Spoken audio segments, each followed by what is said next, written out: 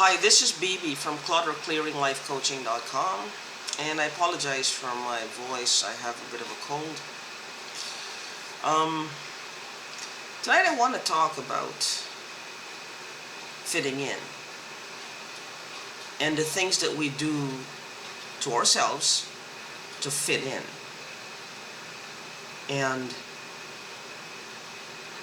what we have to give up to fit in sometimes. Because sometimes we have to give up parts of our autonomy to fit in. We have to give up parts of our identity to fit in.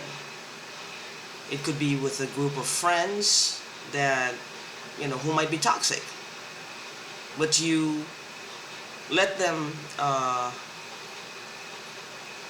spread the toxicity onto you, and you embrace it because you want to fit in with them.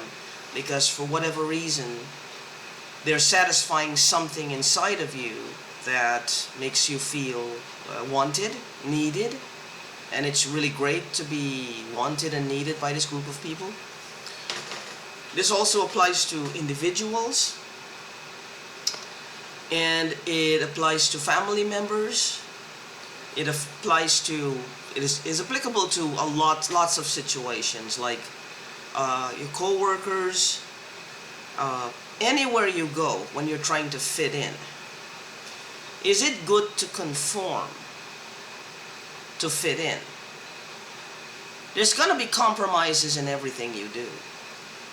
There's always going to be compromises. Nothing is you open the door and you just step into everything, a new home, a new house, a new room you've never been. Something will change.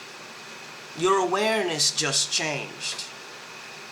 So how far do we go? Well, wouldn't want to say lower. How far do we go into making changes to conform, to fit in with any given thing that we feel is needed in our lives at that point?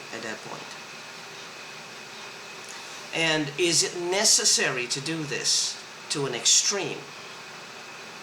Because if you're going to change anyway, if you're going to make changes automatically anyway when you step into a new room, how much further do you go, and how many more compromises you have to make, and how much more of you do you have to give up before you can get to that place where you fully conformed and you're now one of the gang, or one of this group, or one of wherever or whatever you're trying to fit into? Is it healthy? Because some people change so much that they lose their identity completely, and it takes them months, sometimes years, before they're able to break away.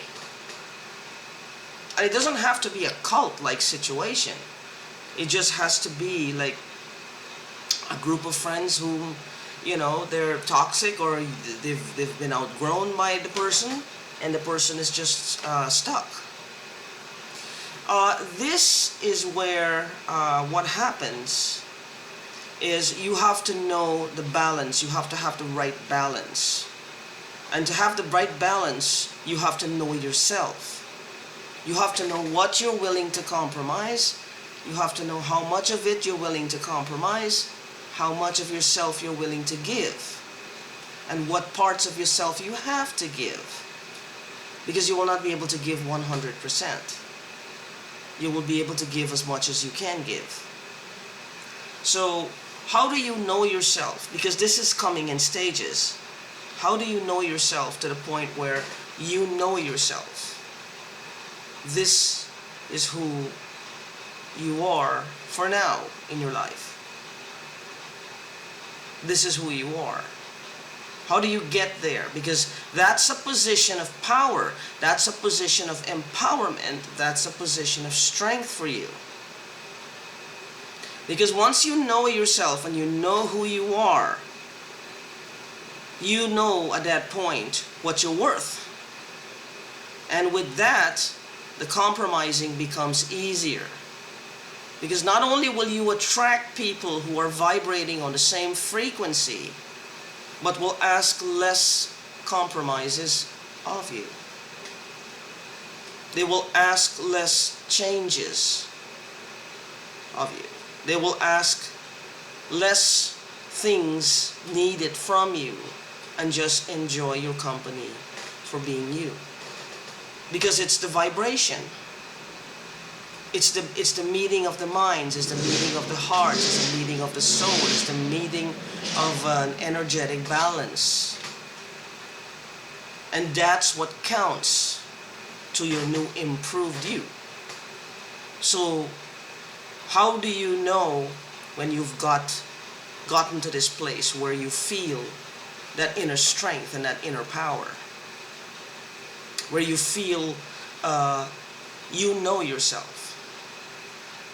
Does it mean, well, I don't know myself, I have all these flaws, I've been, I'm too fat, I'm too short, I'm too tall, I'm too thin, I have all these weird quirks,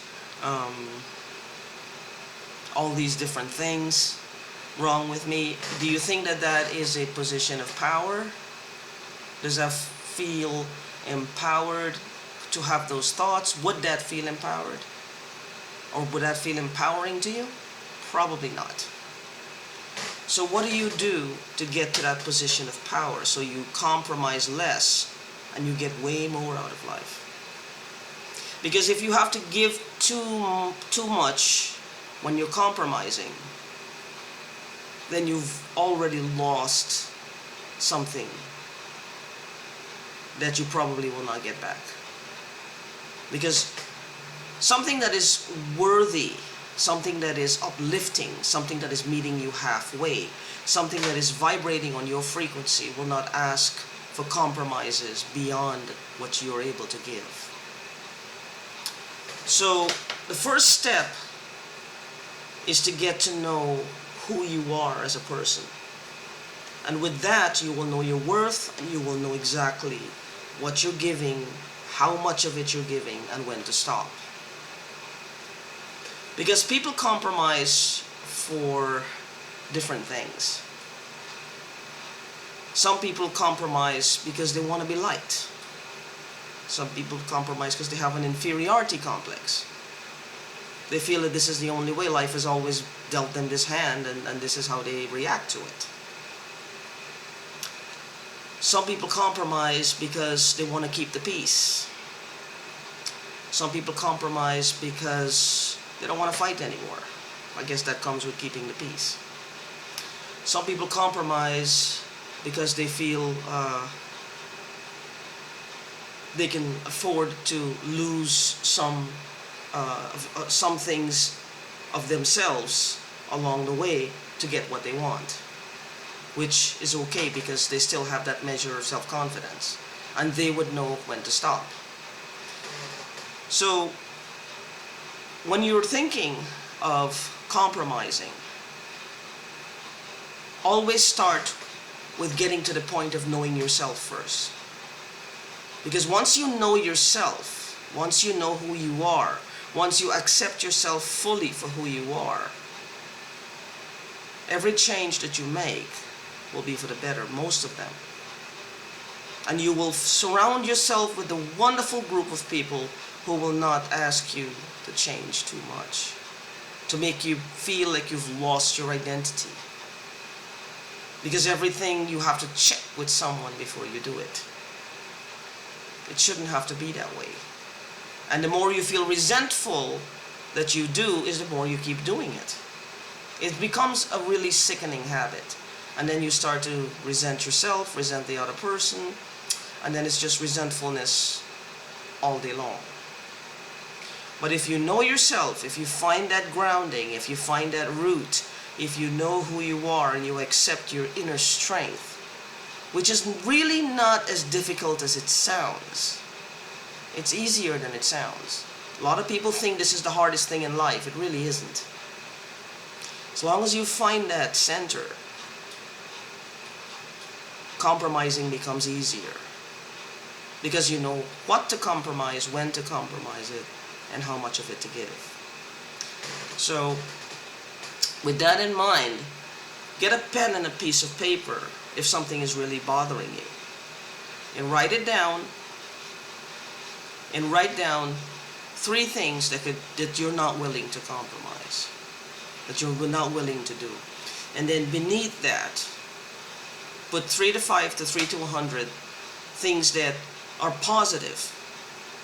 And if it's more positive than negative, then that's up to you.